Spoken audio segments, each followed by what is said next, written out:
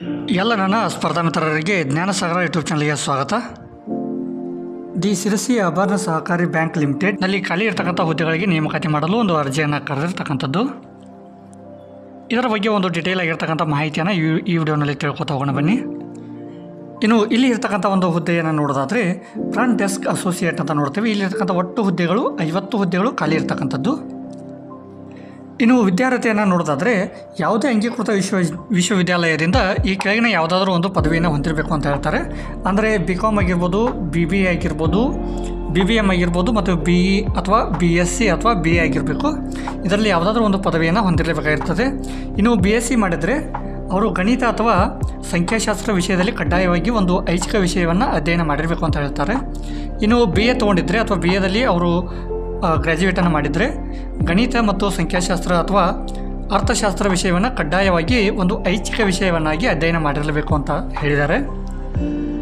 ಇನ್ನು ಇದಕ್ಕೆ ವೇತನ ಶ್ರೇಣಿಯನ್ನು ನೋಡೋದಾದರೆ ಇಲ್ಲಿ ಒಂದು ಸ್ಯಾಲ್ರಿಯನ್ನು ನೋಡೋದಾದರೆ 21,400ರಿಂದ ಸ್ಟಾರ್ಟ್ ಆಗುತ್ತೆ ಮತ್ತು 42,000ವರೆಗೂ ಕೊಡ್ತಕ್ಕಂಥದ್ದು. ಹಾಗೂ ಇಲ್ಲಿ ಏನು ಮಾಡ್ತಾರಪ್ಪ ಅಂದರೆ ಕಾಲಕ್ಕೆ ಏನು ಮಾಡ್ತಾರೆ, ಕರ್ನಾಟಕ ರಾಜ್ಯ ಸರ್ಕಾರದ ನೌಕರರಿಗೆ ಅನ್ವಯವಾಗುವ ಒಂದು ದರದಲ್ಲಿ ತುಟ್ಟಿ ಭತ್ಯೆ ಆಗಿರ್ಬೋದು ಮತ್ತು ಇತರ ಭತ್ಯೆಗಳನ್ನು ಕೂಡ ನೀಡತಕ್ಕಂಥದ್ದು. ಇಲ್ಲಿ ಕೆಲವೊಂದು ನಿಬಂಧನೆಗಳನ್ನು ಕೂಡ ಕೊಟ್ಟಿದ್ದಾರೆ.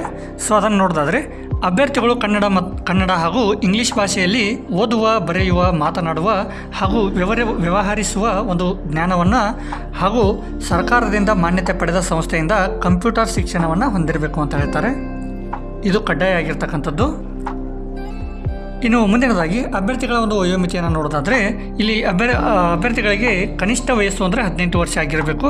ಇನ್ನು ಪರಿಶಿಷ್ಟ ಜಾತಿ ಅಥವಾ ಪರಿಶಿಷ್ಟ ಪಂಗಡ ಅಥವಾ ಇತರ ಹಿಂದುಳಿದ ವರ್ಗ ಒಂದಕ್ಕೆ ಸೇರಿರ್ತಕ್ಕಂಥ ಅಭ್ಯರ್ಥಿಗಳಿಗೆ ಗರಿಷ್ಠ 40 ವರ್ಷದವರೆಗೆ ಒಂದು ಅಪ್ಲಿಕೇಶನ್ ಹಾಕೋದಕ್ಕೆ ಅವಕಾಶವನ್ನು ಕೊಟ್ಟಿರ್ತಕ್ಕಂಥದ್ದು. ಇನ್ನು ಇತರ ಹಿಂದುಳಿದ ವರ್ಗಗಳ ಅಭ್ಯರ್ಥಿಗಳಿಗೆ ಅಂದರೆ 2A ಆಗಿರ್ಬೋದು, 2B ಆಗಿರ್ಬೋದು, 3A ಅಥವಾ 3B ಆಗಿರ್ತಕ್ಕಂಥ ಅಭ್ಯರ್ಥಿಗಳಿಗೆ 38 ವರ್ಷಗಳವರೆಗೆ ಒಂದು ಅಪ್ಲಿಕೇಶನ್ ಹಾಕೋದಕ್ಕೆ ಒಂದು ಅವಕಾಶವನ್ನು ಕೊಟ್ಟಿರ್ತಕ್ಕಂಥದ್ದು.